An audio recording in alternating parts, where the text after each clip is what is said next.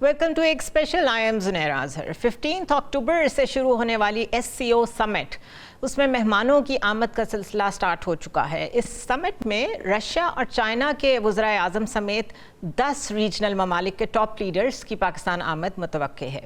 वैसे तो ये एक मामूल का रीजनल इजलास है, लेकिन क्योंकि दुनिया में इस वक्त एक हंगामी सूरत हाल है, एक तरफ गज़ा से लेके ईरान तक स्पिल ओवर है एक कंप्लीट वॉर का, तो दूसरी तरफ रशियन यूक्रेन वॉर भी जारी है।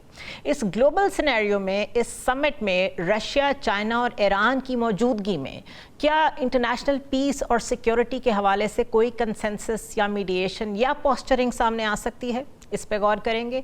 एक और अहम एंगल ये है कि जयशंकर, जो कि मिनिस्टर ऑफ एक्सटर्नल अफेयर्स हैं इंडिया के, वो भी पाकिस्तान आ रहे हैं। हमारी आदत है कि हम बहुत जल्दी एक्सपेक्टेशंस लगा के बैठ जाते हैं कि शायद कोई बहुत बड़ा ब्रेक थ्रू होने जा रहा है पाकिस्तान और इंडिया को लेके, लेकिन just to bring things into a context, ये मत भूलें कि तकरीबन 2023 में, एक साल पहले ही, जो गोवा में SCO की समिट हुई थी, उसमें जयशंकर ने हमारे उस वक्त के वज़ीर खारजा बिलावल भुट्टो की मौजूदगी में इंतहाई undiplomatic behaviour and language use की थी, और उन्होंने स्ट्रेट अवे पाकिस्तान पे क्रॉस बॉर्डर टेररिज्म का ट्रेडिशनल इल्ज़ाम लगाया था। बहरहाल ये सब भी मद्देनज़र रखेंगे। इस वक्त हमारे साथ मौजूद हैं इस मौजू पे गुफ्तगू करने के लिए ज़फ़र हिलाली साहब। Thank you so much Zafar साहब हमें ज्वाइन करने के लिए। शंघाई कोऑपरेशन ऑर्गेनाइजेशन की समिट को लेके लोग ये जानना चाहेंगे कि पाकिस्तान इससे कैसे बेनिफिट कर सकता है, बट बिफोर दैट इसका जो पॉलिटिकल वेट है दुनिया में, UN के साथ भी इंगेज्ड है, ये पीस एंड सिक्योरिटी में भी कंट्रीब्यूट करता है, यूनाइटेड नेशन जनरल असेंबली का हिस्सा है एक बहुत कॉन्क्रीट, और इस वक्त का जो ग्लोबल साउथ का वेट है, अगर वो हम मेजर करने की कोशिश करें तो वो तकरीबन इसमें रिफ्लेक्ट करता है। Do you agree to that कि इस वक्त ईरान, रशिया और चाइना क्योंकि इकट्ठे एक स्टेज पे मौजूद होंगे, तो piece and security four front पे होगी गाज़ा वॉर को लेके और यूक्रेन वॉर को लेके, कि इकोनॉमिक फ्रंट ज़्यादा इम्पोर्टेंट होगा? देखिए, होना चाहिए तो इकोनॉमिक फ्रंट इम्पोर्टेंट होना चाहिए, ज़्यादा इम्पोर्टेंट चाहिए, इसलिए कि इकोनॉमिक फ्रंट अगर इम्पोर्टेंट है, कोलैबोरेशन ठीक ठाक है, मैक्सिमाइज कर रहे हैं, तो फिर अवाम और लोगों का फ़ायदा होगा उन चीज़ों में जो concern life. What concerns life is important, और they would be happier। मगर अफसोस से ये कहना पड़ता है कि इस दुनिया में लोग शायद डिफेंस का जो एस्पेक्ट है उसको भी इम्पोर्टेंस दे रहे हैं, बल्कि कुछ लोग कह रहे हैं that this can become the Asian NATO, और अगर एशियन नेटो बन जाए तो मैं समझता हूँ बड़ी अच्छी बात है। बैलेंस ऑफ पावर के पॉइंट ऑफ व्यू से, नेटो हमारे पॉइंट ऑफ व्यू से, आप पाकिस्तान के पॉइंट ऑफ व्यू से पूछ रही हैं? No, what I mean is कि अगर पॉइंट ऑफ व्यू ये मैं ये कहना चाह रही हूँ कि अगर ये एशियन नेटो बनता है तो इस वक्त जो UN में भी P5 को लेके एक बैलेंस ऑफ पावर ख़त्म हुआ हुआ नज़र आता है, और दुनिया में भी एक बैलेंस ऑफ पावर नहीं है, तो डू यू थिंक कि ये उसे स्ट्राइक कर सकता है बैलेंस को, अगर ऐसा कुछ क्रिएट होता है तो? नहीं, मैं तो नहीं कौन कहता है कि इस दुनिया में बैलेंस ऑफ पावर नहीं है? जब चीन और रूस इकट्ठे हो गए अमेरिका के खिलाफ और नेटो के खिलाफ, वो बैलेंस नहीं हुआ है पावर। लेकिन उनकी से किधर है सर? लोग कहते हैं कि पावर, उनकी से किधर है जी? उनकी से किधर है? यूनाइटेड नेशंस में तो नजर नहीं आती, जो कुछ गाजा में हो रहा है उसमें भी नजर नहीं आती। यूनाइटेड नेशंस में जैसे आपको पता है उधर तो वीटो है, तो सबसे बेकार मुल्क माने जिसका कोई अब इन्फ्लुएंस रह नहीं चुका है, कौन सा मुल्क है? वो है great Britain, UK, United kingdom, मगर उसका भी वीटो है, और उसका वीटो का इतना ही इम्पैक्ट है जितना रूस का है, अमेरिका का है, चीन का है। आप आगे नहीं बढ़ सकते हैं ना। बिल्कुल। तो फिर if the veto is there, तो आप ये ना कहें कि वीटो शोज के नहीं, America the veto has finished the UN। मैं तो समझता हूँ अब UN में रहा नहीं है कुछ, एक टॉक शॉप है। आप सोचिए तो सही, जेनोसाइड हो रहा है मिडिल ईस्ट में और UN कुछ नहीं कर रही है। 50,000 लोग मारे गए हैं, पता नहीं कितने जख्मी हैं और कितने गुमशुदा हैं, मगर कुछ नहीं कर पाए। क्यों? Because of the veto. تو کیا یہ یوٹیلٹی کیا ہے یونائٹڈ نیشنز کا؟ یونائٹڈ نیشنز تو آج اتنا ہی امپاور ہو گئی ہے, امپوٹنٹ ہو گئی ہے جتنا لیگ آف نیشنز تھا. رائٹ. تو اگر آپ کو ایشین نیٹو نظر آ رہا ہے تو اس سے تو آئی وڈ ازیوم کہ شاید defence and security, piece and security related چیزیں زیادہ ہوں گی, اور پھر اکانومی تو بیک فٹ پہ جائے گی. ویسے بھی defence is a complete industry, we all know that. تو یہ انڈسٹری فلرش کرتی نظر آ رہی ہے آپ کو, آئل پرائسز افیکٹ ہوتی نظر آ رہی ہیں آپ کو؟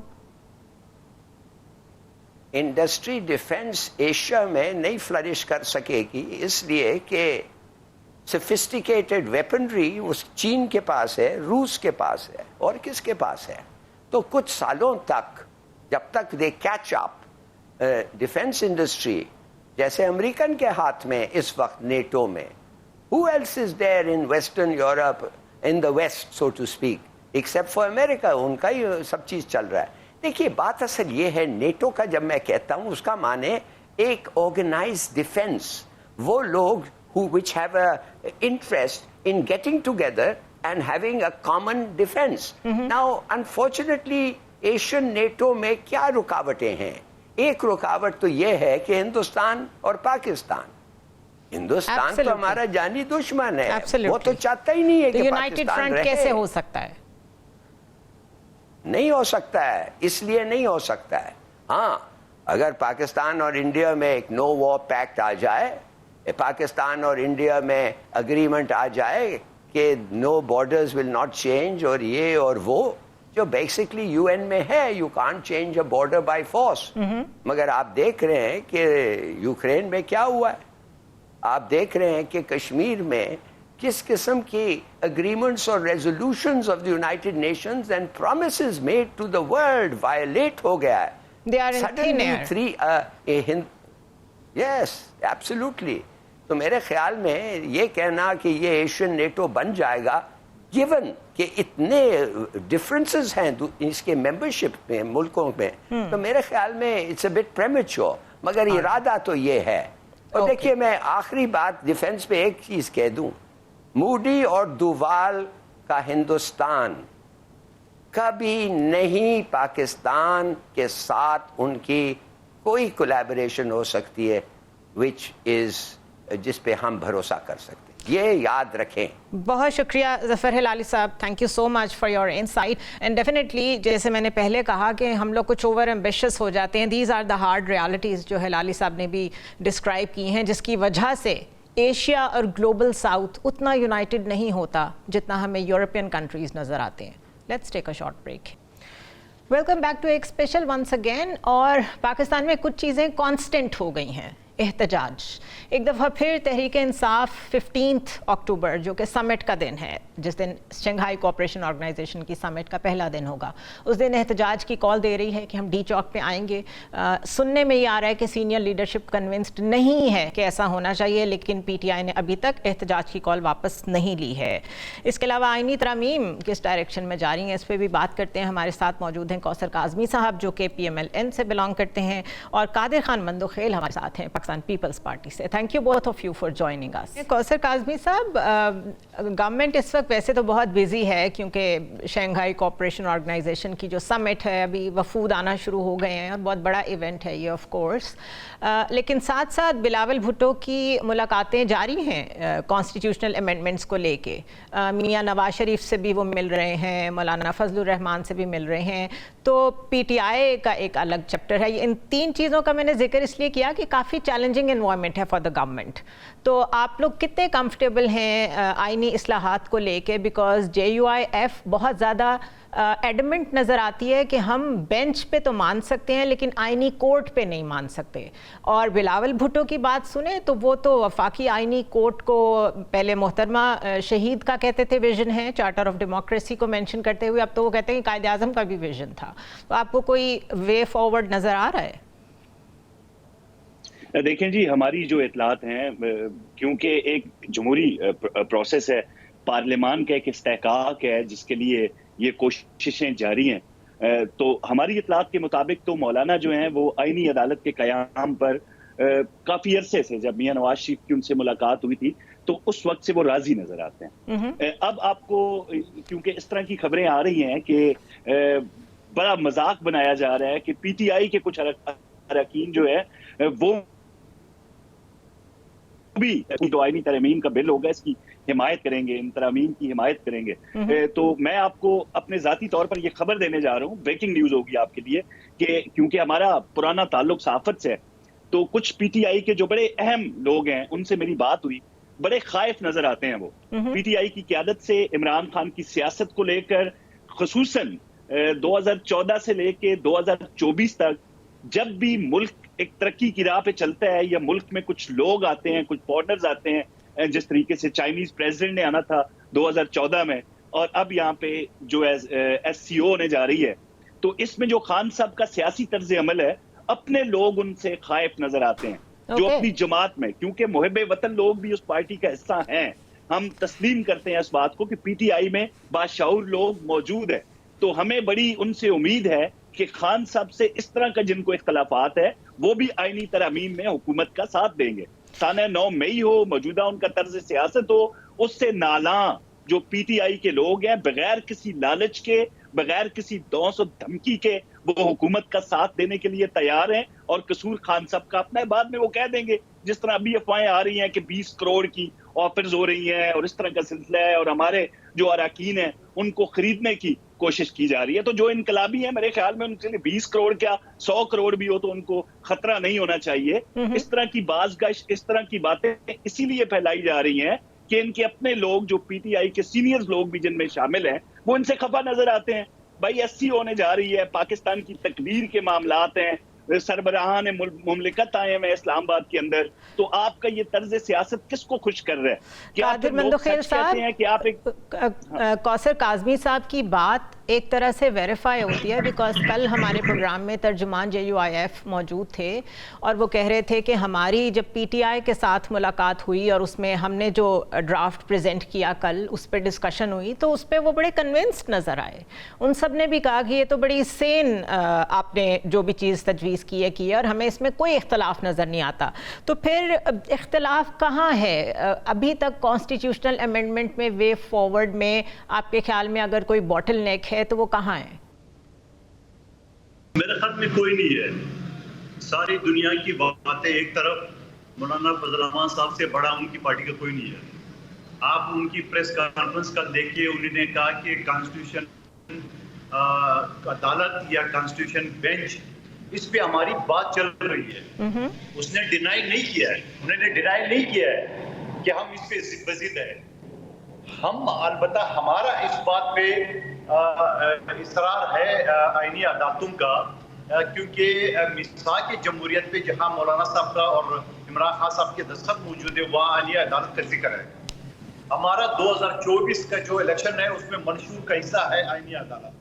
اور اگر جو لوگ یہ سوال کرے کہ آئینی بینچ بنا جائے تو یہ بینچ بننا تھا پچھلے 77 سال میں کیوں نہیں بنا؟ آج جب ہم آئینی عدالتوں کی بات کر رہے تو بینچ بیچ میں آ گئے.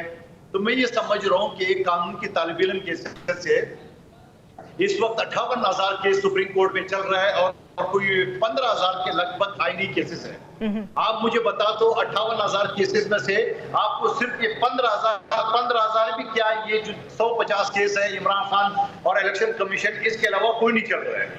آپ کو میں اگر دلائل کے ساتھ بات کروں, ایک قانون کے طالب علم, آئینی جو کیسز ہے ہائی کورٹ میں 50% زیادہ چل رہا ہے. کل صبح بھی میرے ہائی کورٹ میں, سندھ ہائی کورٹ میں پٹیشن چل رہی جو کہ کانسٹیٹیوشن پٹیشن ہے. اسی طرح ہمارا یہ کہنا ہے کہ آپ جب یہ آئینی کیسز ہے انڈر سیکشن 199 کانسٹیٹیوشن, آپ ان کو الگ کر دیں. آپ جو لوگ ہیں جو وکلا کو فیس دیتے ہیں, جو اپنا پونجی جمع کرتے ہیں, میں آپ کو 1-2 مثال دوں گا, آپ کو سمجھ میں آئے گا. ایک بچی جو عباسی شہید اسپتال میں ایک دن پیدا ہوئی اور وہ غائب ہو گئی ہے, بدل گئی ہے, 24 سال اس کا کیس چل رہا تھا. DNA ٹیسٹ آغا خان اسپتال کے ہونے کے باوجود, آپ ٹھیک میرے پاس کیس کہ عوامی لیول پہ تو کوئی جسٹس نام کی چیز یا ان کی سنوائی، جسٹس تو چلیں ایک بڑا لاجیکل اینڈ ہوگا، سنوائی نام کی چیز کوئی نہیں ہے، لوگوں کی بات سننے والا کوئی نہیں ہے. ہولسٹکلی تو یہ آئیڈیا بہت زبردست ہے، but at the same time Kamran Murtaza جو کہ سینیٹر ہیں JUIF کے ہیں، انہوں نے کہا ہے کہ ہم نے 24 نکات پیش کیے ہیں اور ہمارے خیال میں 200 سے بھی کم آئینی مقدمات ہیں، تو اس کے لیے ایک پوری عدالت بنانے کی کیا ضرورت ہے؟ اس پہ آرگیومنٹ ہو سکتا ہے کہ صرف 200 کیسز ایسے ہیں جن کی نوعیت ایسی ہے کہ وہ آئینی کورٹ کی طرف جائیں اور اس کے لیے ایک پوری کورٹ تشکیل دی جا رہی ہے؟ اگر یہ 15,000 نہیں، یہ 200 ہے تو اور شرمناک بات ہے. یعنی 58,000 کیسز ججز بھی چلا رہا ہے اور 200 کیس جو ایسی کیس ہے اس کو چلا رہا ہے، کیونکہ خبر آتی ہے روزانہ، ہیڈ لائن آتی ہے فلاں جج صاحب نے یہ کہا، فلاں جج صاحب نے یہ کہا، تو یہ تو اور شرمناک بات ہے. 15,000 کے بجائے 200 تو اور شرمناک بات ہے. آپ کو پتہ ہے 77 سال کے پاکستان کی تاریخ میں اور پچھلے 30 سال سے میں پریکٹس کر رہا ہوں، میں خاص طور پہ سندھ ہائی کورٹ کی بات کر رہا ہوں، ایک کیس بھی ایویڈنس کورٹ میں نہیں چلا ہے. یعنی ہائی کورٹ میں جو مشکل سے 5 منٹ درخواست سن لے، اس کے بعد وہ کمشنر کو فارورڈ کر لیتے، جو ریٹائرڈ جج ہے، ریٹائرڈ یہ وکیل ہوتا ہے، اس کو الگ فیس دینی پڑتی ہے. آپ مجھے فیس کے علاوہ بھی بہت کچھ دینا پڑتا ہے. مسئلہ تو اس سے بہت بڑا ہے. میں PTI کے جو ہمارے گیسٹ ہیں محمد ندیم قریشی، ان کو بھی گفتگو میں شامل کرتی ہوں. ندیم صاحب، کانسٹیٹیوشنل امینڈمنٹ کی طرف تو میں بعد میں آؤں گی. انٹیریئر منسٹری کو بیرسٹر گوہر نے درخواست دے دی ہے کہ ان کو اور صاحبزادہ حامد رضا کو فوراً ملاقات یا ایکسس دی جائے بانی PTI سے، ورنہ 15 اکتوبر کو ہم ڈی چوک میں احتجاج کریں گے. ساری پولیٹیکل پارٹیز ایک طرف ہیں، وہ کہہ رہی ہیں کہ ان 2 دنوں کو چھوڑ دیں. کچھ عرصہ پہلے بھی ہم 10 دن پہلے بھی یہ کہہ رہے تھے کہ یہ جو ابھی پچھلا آپ نے دھرنا کیا ہے اس کو تھوڑے سے دن اور آگے کر لیں. بٹ کیا وجہ ہے کہ ہمیشہ آپ لوگ ایک ایسا ڈیڈ لاک کریٹ کرتے ہیں اور ایسے موقع پہ کرتے ہیں کہ پھر جو آپ کے اپوزنگ لوگ ہیں وہ کہتے ہیں کہ انہوں نے ہمیشہ ہر اس چیز کو سیبوٹاج کرنا ہوتا ہے جو پاکستان کے انٹرسٹ میں ہوتی ہے؟ بسم اللہ الرحمن الرحیم. دیکھیں، میں گزارش آپ سے کر دوں، آج جو حکمران اتحاد ہے ان کا بنیادی مقصد صرف اپنے اقتدار کی طوالت، اپنے لیے وہ قانون سازیاں کرنا جو انہوں نے اپنے دور اقتدار میں دولتیں اکٹھی کی ہیں، پاکستان کا سرمایہ لوٹا ہے. مجھے کوئی یار نہیں میں اب یہ جس آئینی ترمیم کا شور ہے پورے پاکستان میں، یہ جو 153 کانسٹیٹیوشنل کیسز پینڈنگ ہیں، ان کو گراؤنڈ بنا کر ایک طرف یہ فرماتے ہیں کہ جی 1,60,000 لوگوں کو ڈاؤن سائزنگ کر اداروں سے فارغ کرنا ہے، گورنمنٹ پہ بڑا بوجھ ہے تنخواہوں کا. 6 وزارتیں ختم کرنی ہے ہم نے، گورنمنٹ پہ بڑا بوجھ ہے اخراجات کا. دوسری طرف یہ 153 کیسز کے لیے پوری ایک سپریم کورٹ کھڑی کر رہے ہیں.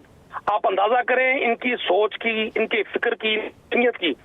یہ صرف 2024 کے یہ جو ڈھونڈے ترین دھاندلی زدہ انتخابات تھے ان کو لیجیٹیمائز کرنے کے لیے ایک نئی کورٹ کھڑی کرنا چاہ رہے ہیں. ایک سیاسی جماعت کو دیوار سے لگانے کے لیے یہ آئینی کورٹ کھڑی کرنا چاہ رہے ہیں. پاکستان کے ساتھ اس پاکستان سے اتنی ہی محبت کرتی ہے جتنے باقی لوگ کرتے ہیں. ہمیں پاکستان کو لوٹنے والے ان لوگوں کے تو کوئی بھی نہیں دے رہا کہ کون زیادہ محبت کرتا ہے کون کم کرتا ہے، لیکن بات اس وقت صرف ایک ایونٹ کو لے کے اسپیسیفک بات ہو رہی ہے کہ اگر اس کو آرام سے ہو لینے دیا جائے تو معاملات تو چلتے ہی رہے ہیں، چلتے رہیں گے. کوثر کاظمی صاحب، کیا ان لوگوں کا یہ کہنا، PTI کا یہ کہنا درست ہے کہ صرف ہماری وجہ سے ہمارے لیے کچھ خندقیں مزید کھودنے کے لیے اصل میں یہ آئینی عدالت بننے جا رہی ہے اور اس کا کوئی ریزن نہیں ہے؟ میں بڑے افسوس سے کہوں گا کہ ان کے پاس جو معلومات کا ان کا جو دار و مدار ہے وہ ان کا سوشل میڈیا. اب بڑی ایک مذائقہ خیز گفتگو آج کل ہو رہی تھی جو آؤٹ سورس کر رہے ہیں ایئرپورٹس کے حوالے سے کہ بیچا جا رہا ہے. جی عوام کے لوگوں میں اس طرح کا تاثر ڈالا جاتا ہے، غلط فہمیاں ڈالی جاتی ہیں. آپ برطانیہ میں حال میں PhD وہاں سے کر کے آئی ہیں، بڑے اچھے طریقے سے آپ واقف ہیں برطانیہ کی، انکلوڈنگ ہیتھرو، اس کے بعد اسکاٹ لینڈ، جو میجر ان کے ایئرپورٹس ہیں نا جی، وہ اس وقت بھی کچھ 10 شیئرز ہیں وہاں پہ، چائنا کے، سعودیہ کے، قطر کے. تقریباً وہاں تو گیس کمپنیز ہوں، واٹر کمپنی ہوں، سب میں ایسے ہی.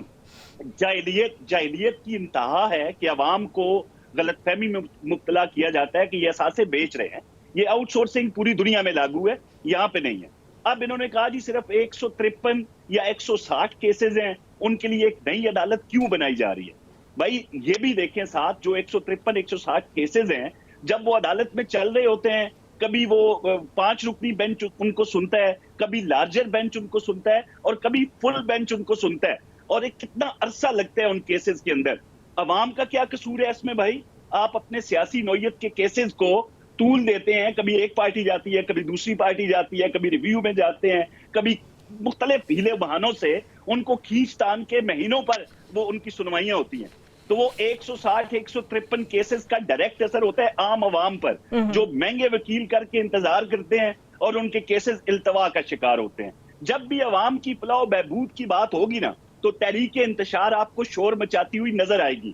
اب ان کا کیونکہ انہوں نے لابسٹ ہائر کیے ہوئے ہیں امریکہ کے اندر, اب ان کی فنڈنگ کہاں سے ہوتی ہے؟ فنڈنگ ان کی جو وہاں پہ امریکی سینیٹر فری میں تو کوئی کام نہیں کرتا. دیر از نو فری لنچ ایٹ آل. آپ کو بھی پتا ہے, مجھے بھی پتا ہے وہ خان صاحب سے کتنی محبت کرتے ہیں. بھائی پیسہ پھینک تماشا دیکھ والی بات ہے. اب وہ وہاں پہ کر رہے ہیں, فورن فنڈڈ فتنہ ہے. اپنے آقاؤں کے اشاروں پہ پاکستان کی تقدیر کے حوالے سے جب بھی کوئی اچھی بات ہوتی ہے اس میں یہ آ کے اپنا فتنہ و انتشار ڈالتے ہیں. ابھی 12 سے اوپر ہیڈ آف سٹیٹس آ رہے ہیں, ان کو کوئی اور دن نہیں ملا تھا, لیکن کیونکہ اشارہ ہوا وہاں سے کہ آپ نے ہر طریقے سے سبوتاج کرنا ہے اس معاملے کو, آپ نے ابھی وہاں پہ ای میلز ہو رہی ہیں شنگھائی کانفرنس کو کہ آپ پاکستان میں اس کا انعقاد نہ کریں. دس از ویری انفارچونیٹ, آپ ٹھیک کہہ رہے ہیں, لیکن آپ دیکھیں, آپ مجھے ذرا کمپلیٹ کرنے دینا. آپ یہاں سے یہ اندازہ لگائیں کہ 2014 سے 2024 کے دوران جب بھی ملک کی بہتری کی بات ہوتی ہے ان کو انتشاری سیاست کیوں یاد آتی ہے؟ پھر جب فلسطین کے حوالے سے ایک غیر متنازع قسم کی ایک آل پارٹیز کانفرنس بلائی جاتی ہے اس میں یہ نہیں جاتے, تو پھر تو ہم برملا کہیں گے کہ اسرائیلی لابی کو, انڈین لابی کو یہ خوش کر رہے ہیں کیونکہ ان کے پیسوں پہ یہ پلتے ہیں, ان کے اشاروں پہ ملک کا یہ نقصان کرتے ہیں. تو کس منہ سے یہ بات کرتے ہو یار؟ ابھی یہ جو معاملہ ہے ریاست نے ایک اٹل فیصلہ لے لیا ہے, کسی طریقے سے شنگھائی یہ جو SCO ہو رہی ہے اس حوالے سے ان کی انتشاری سیاست کی ان کو ہرگز اجازت نہیں دی جائے گی. ان کو بہت شوق ہے, ایک دفعہ کر کے دیکھ لیں. بالکل, اور خواجہ آصف نے تو کل بڑا کیٹیگوریکلی کہا ہے کہ پھر ہم بھی تیار ہیں, لیکن سچویشن آپٹکس کی حد تک یہ اگر صرف بات کر لیں, چلے چھوڑ دیں سچویشن کیا ہوگی, آپٹکس ہی بہت پریشان کن ہو جائیں گے اگر 200 ڈیلیگیشنز یہاں موجود ہیں, ہیڈ آف سٹیٹس یہاں موجود ہیں, انڈیا کے منسٹر آف ایکسٹرنل افیئر یہاں موجود ہیں, اور ان سب کے ساتھ ان کی میڈیا ٹیمز بھی موجود ہیں. تو ظاہر ہے وہ یہاں پہ سب کچھ ہی کور کریں گی. تو اس میں کیوں یہ گنجائش دے رہی ہے PTI, کیوں یہ موقع دے رہی ہے اپنے مخالفین کو اور مبصرین کو کہ وہ ہر ایسے موقع پہ کوئی نہ کوئی بون آف کنٹینشن کریٹ کرتے ہیں؟ اس پہ مزید ڈسکشن کرتے ہیں after a short break. Welcome back to ایک special once again. Qadir Mandokhail صاحب, کل قائرہ صاحب سے میری بات ہو رہی تھی اور میں نے ان سے بھی یہ سوال کیا تھا کہ ریکنسیلیشن میں پیپلز پارٹی نے ہمیشہ بہت رول پلے کیا ہے. ان کی دور حکومت میں کوئی پولیٹیکل پریزنر نہیں تھا. اس کے بعد عدالت سے سزا ہونے کے باوجود جس طریقے سے زیادتی ہوئی, لیکن سر جھکا کے وزیر اعظم گھر چلے گئے. ابھی بھی مولانا کے ساتھ رابطے ہوں, نون لیگ کے ساتھ مل کے گورنمنٹ بنانی ہو, جو ایک برج کا کردار ہے وہ پیپلز پارٹی ہمیشہ ادا کرتی ہے. کیا آپ لوگوں نے PTI کے ساتھ کوئی برج دا گیپ والی سچویشن کریٹ کرنے کی کوشش کی ہے؟ آپ نے ان سے بات چیت کرنے کی کوشش کی ہے؟ کیونکہ مستقل ایک جماعت ایک سائڈ پہ اور باقی ساری جماعتیں دوسری سائڈ پہ ہیں. دیکھیے, ہم تو ہمیشہ ڈائلاگ کے اوپر یقین کرتے ہیں کہ جمہوری پارٹی کی حیثیت سے 2018 میں general Faiz gang network نے جو پارٹی سسٹم بٹھا کے PTI کو مسلط کر دیا پاکستان پہ, تو میرے چیئرمین بلاول بھٹو صاحب نے پہلے اسپیچ میں یہ کہا تھا کہ عمران خان قدم بڑھاؤں تمہارے ساتھ ہے. جواب میں وہی جو عرض پہ معمول گالی گلوچ. اس کے بعد ابھی اسی اسمبلی کے جوائنٹ سیشن سے آصف علی زرداری صاحب نے ایز اے پریزیڈنٹ پاکستان خطاب کی ہے, اس وقت بھی آفر کی ہے. یہ ہو گیا دوسرا. تیسرا یہ کہ یہ جب آئینی ترامیم کی بات چل رہی ہے تو بلاول بھٹو صاحب سے ایک سوال کے جواب میں کہ PTI سے بات کریں گے, اس نے کہا بالکل کریں گے, PTI سے بھی کریں گے. اگلے دن علی محمد خان صاحب نے بیان دیا ہے کہ ہم کوئی بات نہیں کریں گے, ہم بات اس وقت کریں گے جب عمران خان جیل سے باہر آئے گا. نمبر ایک بات. دوسری بات یہ, اس کے بعد وہ جا کے ہم نے جو مولانا صاحب کے ساتھ بات کی, ڈسکشن کی ہے, تو یہ مولانا صاحب کے پاس پہنچنا شروع ہو گئے. مولانا صاحب نے ان کو بولا کہ آپ اپنی ڈراپ دے دیں, مسودہ دے دیں, ہم اپنا دے دیں. اسی طرح پیپلز پارٹی کے ساتھ جو وہ بات کی ہے، پیپلز پارٹی نے اپنا مسودہ دیا ہے، کرنل مولانا صاحب نے اپنا مسودہ بھی دیا ہے، مگر پی ٹی آئی نے ابھی تک مسودہ نہیں دیا ہے. ایک طرف پی ٹی آئی کے جو رہنما ہے وہ یہ کہتے ہیں کہ یہ اسمبلی جعلی ہے، دوسری طرف آپ کہتے ہیں مولانا صاحب کے ساتھ ہماری ڈسکشن چل رہی ہے، ہم ایک پیج پہ ہیں. تو میں یہ سمجھ رہا ہوں پہلے یہ خود تو فیصلہ کرے کہ انہوں نے کرنا کیا ہے. اگر یہ اسمبلی جعلی ہے تو پھر یہ ٹی اے ڈی اے تنخواہیں یہ کمیٹیوں کے یہ پارلیمنٹ لاجز کے مزے کیوں لوٹ رہے ہیں؟ تو میرے خیال ہے قادر صاحب اور کچھ سیکھا یا نہیں سیکھا، شاید پی ٹی آئی نے یہ ضرور سیکھ لیا ہے کہ پارلیمان کے اندر رہنا ضروری ہے اپنی پولیٹیکل ایگزسٹنس کے لیے. پہلے تو بہت سمجھایا تھا ان کو، پہلے بھی دو صوبوں کی حکومتوں سے استعفے نہ دیں، لیکن بہرحال انہوں نے دیے تھے. ندیم قریشی صاحب، ایک تو واقعی آپ لوگوں کی طرف سے ابھی تک کوئی ڈرافٹ شیئر نہیں ہوا، تو آپ لوگوں کا ورژن اصل میں کیا ہے آئینی کورٹ کو لے کے؟ وہ بڑا بلینکٹ ہے کہ بس یہ ہمارے خلاف ہے، لیکن اگر کنسنسس ہو رہا ہے، ساری جماعتیں اپنے مسودے پیش کر رہی ہیں، تو ابھی تک آپ لوگوں نے کیوں نہیں کیا؟ دیکھیں میں توقع کروں گا جیسے آپ میرے باقی دونوں دوستوں کو سن رہی ہیں، مجھے بھی ٹائم دیں. جی جی، ایک نیوز سب کے لیے ہونا چاہیے، صرف ایک مقصد کے لیے نہیں ہونا چاہیے. Go ahead. گزارش صرف اتنی ہے، یہ ہم نہیں کہہ رہے، ساری بار کونسل کہہ رہے ہیں، پورا پاکستان کہہ رہا ہے. ابھی کوثر کاظمی صاحب میرے بھائی ہیں، مجھے سب کی عزت ہے، ہمارا آئیڈیالوجیکل اختلاف ہو سکتا ہے، ذاتی رنجش نہیں ہے کسی کے ساتھ. انہوں نے کہا جی ہم عام آدمی کی بہتری کے لیے ترمیم کر رہے ہیں. آپ ایک نیوز کا مائک ہیں، آپ بڑی شاندار اینکر ہیں، جرنلسٹ ہیں، اور آپ صرف لاہور شہر میں اور اسلام آباد میں جو ایجوکیٹڈ لوگ ہیں، لا کو سمجھتے ہیں، آپ سے پوچھیں یہ آئینی ترامیم کرنے کے لیے حکومت کے حواس پر اتنی سوار کیوں ہے؟ ان کو معلوم ہے اگر 26 کو جسٹس منصور علی شاہ پاکستان کے چیف جسٹس بن جاتے ہیں اور یہ ترامیم نہیں کر پاتے، سب سے پہلے ٹریبونل کے فیصلے ہوں گے. جو انہوں نے ٹریبونلز کو جو ٹائم دیا تھا پاکستان کے کانسٹیٹیوشن اور آئین نے کہ وہ ڈیسیجن کریں گے ان پینڈنگ ریٹوں کا کے کینڈیڈیٹس جو ان کے خلاف بتائے جائے تھے، وہ نہیں ہو سکے آج تک. یہ جتنا مرضی لوگوں کو سمجھائیں. میں نے کوشچن کیا نا بھائی، ایک طرف آپ 6 وزارتیں ختم کر رہے ہیں، 1.5 لوگوں کو جاب سے نکال رہے ہیں، آپ کہتے ہیں ملک کے حالات ٹھیک نہیں ہے، روز غریب آدمی پہ ٹیکس کے لگا رہے ہیں، بجلی کے ریٹس بڑھا رہے ہیں، پیٹرول کے ریٹ بڑھا رہے ہیں. آرگیومنٹ اگر میں بائے کروں تو پھر تو بار کاؤنسلز کو اس وقت وکلا تحریک شروع کر دینی چاہیے، ان کو سڑکوں پہ ہونا چاہیے. وہ لوگ کدھر ہیں؟ الٹیمیٹلی تحریکیں شروع ہونی ہے. یہ ملک چند لوگوں کے کھلواڑ کے لیے نہیں بنا. اچھا ایسا کیا ہوا؟ ابھی یہ فرماتے ہیں کہ جی ہم نہ کوئی اسپیسیفک بیس پر یہ احتجاج کر رہے ہیں. جب OICT 2022 میں پاکستان میں آپ کو بلاول صاحب کا اور شہباز شریف صاحب کا ابھی شیئر کرتا ہوں آپ کے ساتھ، جو کہتے تھے جی صاحب کر کے دکھائیں آپ OICT، تو وہ اس وقت وہ بھی غلط تھا اور جو آج ہو رہا ہے وہ بھی غلط ہے. ابھی سنیں نا، اب فلسطین کے بارے میں میرے بھائی نے کہا جی فلسطین ایک طرف فلسطین کے خلاف احتجاج کرنے پہ، فلسطین کی حمایت پہ احتجاج کرنے پہ آپ اسلام آباد سے سینیٹر مشتاق جیسے لوگوں کو اٹھاتے ہیں، آپ لاٹھی چارج کرتے ہیں. تحریک انصاف نے کال دی فلسطین کی حمایت میں، آپ نے ہمارے سرکٹ پنجاب میں گرفتار کر لیے.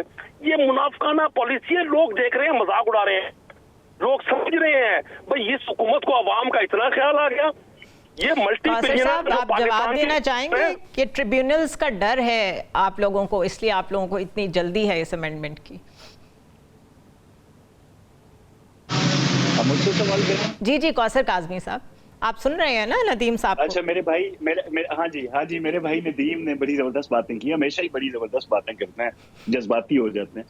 میں آپ کو یہ بتاؤں جی کہ آپ لاہور میں نکلے، وکلا کو تھوڑی پریشانی ہے، سب وکلا کو نہیں، چند ایک ایسے وکلا ہیں. کیونکہ دیکھیں اگر جلدی کیسز نپٹائے جائیں گے، جو کہ ہمارا ایم ہے، جو کہ ہم عوام کو ریلیف دینا چاہتے ہیں اس حوالے سے، تو جو چند وکیلوں کی چاندی لگی رہتی ہے وہ تو ختم ہوگی نا. بیسیکلی کچھ جگہ پہ یہ تکلیف بہرحال موجود ہے. کون سے وکلا؟ کون سے وکلا؟ وہ ایسے ہیں کئی دوست احباب ہمارے ہیں جو مذاق کے طور پہ یہ کہتے ہیں بھائی جان کیوں جلدی آپ ختم کرنا چاہتے ہیں. کئی لوگوں نے بطور مزاح باتیں کی ہیں اس طرح کی، لیکن اب مجھے لگ رہا ہے کہ شاید وہ سنجیدہ بات ہے. اب میں آپ کو یہ بتاؤں جی OIC کی یہ مثال دے رہے ہیں کہ اب یہ ہو گیا، اب 144 لگی ہے اسلام آباد کے اندر. ریاست اپنی ریٹ قائم رکھتی ہے نا، اس کو ہر بندے کو احترام کرنا چاہیے. آپ وہاں پہ کہیں جی ہم نے باجماعت نماز ڈی چوک میں پڑھنی ہے، جبکہ دفعہ 144 لگا ہے. آپ فلسطین کے حوالے سے اگر وہاں پہ احتجاج کرنا چاہتے ہیں تو جو قانون ہے اس کو جو لاگو ہے اس کا احترام کریں، جگہ کا تعین کہیں اور کر لیں. اب یہ خاص طور پر یہ جو معاملہ ہو رہا ہے نا جی، ہمارا SCO کا، اس کو سبوتاج کرنے کی ان کی حتی الامکان کوشش ہے، اس میں کوئی شک نہیں ہے، کسی قسم کا کوئی ابہام نہیں ہے، کیونکہ مثالیں ماضی کی ہمارے پاس ہیں. جیسے میں نے آپ کو پہلے کہا، آپ 2014 سے 2024 تک ان کا سابقہ ریکارڈ نکال کے دیکھ لیں. تو یہ تو بالکل صاف ظاہر ہو رہا ہے کہ والا جو آرگیومنٹ ہے کہ اس لیے جلدی ہے آپ لوگوں کو، قادر مندوخیل صاحب بھی بعد میں اس کا جواب دے دیں، پہلے آپ دے دیں، کہ اصل میں ڈر یہ ہے کہ اگر یہ والے چیف جسٹس چلے گئے تو اس کے بعد جو نئے آئیں گے ان کے انڈر سارے کیسز کھلیں گے. اگر کچھ 18-20 سیٹیں بھی ادھر سے ادھر ہو جاتی ہیں کوئی ٹریبیونلز کے کیسز کی وجہ سے، تو that would be a very big blow to the legitimacy of this government. تو اس لیے آپ لوگ متنازعہ بنا رہے ہیں، یہ آنے والے چیف جسٹس کو متنازعہ بنانے کی کوشش کر رہے ہیں. مجھے لگتا ہے ہو چکے ہیں، کیونکہ ان کو اس کا تاثر دے دیا گیا ہے، بن چکے ہیں کہ جب وہ آئیں گے خان صاحب رہا ہو جائیں گے. کیونکہ عام طور پر ان کا دیکھیے آفیشیل جو سوشل میڈیا جو ان کے وہ ہیں ہینڈلز، وہاں پہ یہ بات ہو رہی ہے کہ منصور علی شاہ صاحب جیسے ہی آئیں گے خان صاحب چھوٹ جائیں گے، یہ ہو جائے گا اور وہ ہو جائے گا. انہوں نے متنازعہ بنا دیا. اب دیکھیں ہم ہر چیز جلدی میں کر رہے ہیں. آپ ذرا پنجاب میں آ جائیں نا، آپ کو ایک دن وزیر اعلیٰ پنجاب مریم نواز چھٹی پہ نظر نہیں آئیں گی. پورا ویک وہ کام کرتے ہیں. ہم تو ہر چیز بہت جلدی میں کر رہے ہیں جس کو عوام کو ریلیف ملے گا. آپ ہمت کارڈ دیکھیں، اپنی چھت اپنا گھر دیکھیں، ایئر ایمبولینس دیکھیں، مریم کی دستک دیکھیں آپ. اس کے بعد ہمت کارڈ جو ڈسیبل لوگوں کو دیا جا رہا ہے، پینک بٹن آپ کو نظر آئیں گے، ای بائکس آپ کو نظر آئیں گے، کسان کارڈ نظر آئے گا آپ کو، کسان پیکج نظر آئے گا آپ کو. اور ہر دن یہ منصوبے ہیں، یہ وہ منصوبے ہیں جن کا وعدہ کیا گیا تھا مریم نواز کی طرف سے، اور ان کو عملی جامہ پہنایا جا رہا ہے. کہ آپ یہ سوال کر دیں گے بھائی اتنی جلدی میں کیوں ہے، مریم نواز روز کیوں افتتاح کر رہی ہے، اتنی جلدی کس بات کی؟ اصل میں خوف یہ ہے کہ 11 سال KPK کے اندر حکومت کرنے کے بعد ان کو اب خطرہ ہے کہ وہاں کی عوام، باشعور عوام، ان سے یہ بات پوچھے گی کہ بھائی ایک صوبے کو دیکھو کدھر جا رہا ہے. ہر روز وہاں پہ ترقیاتی منصوبے اب پایہ تکمیل تک پہنچ رہے ہیں اور آپ ہمیں احتجاجی اور انتشاری سیاست کا دست دے رہے ہیں.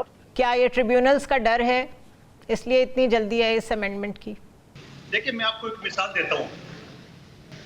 میرا سیٹ NA 242 کا مصطفیٰ کمال صاحب کے 3800 ووٹ تھے، میرے 42000 ووٹ تھے، اس کو جتا دیا. ٹریبونل میں ہمارا کیس چل رہا ہے.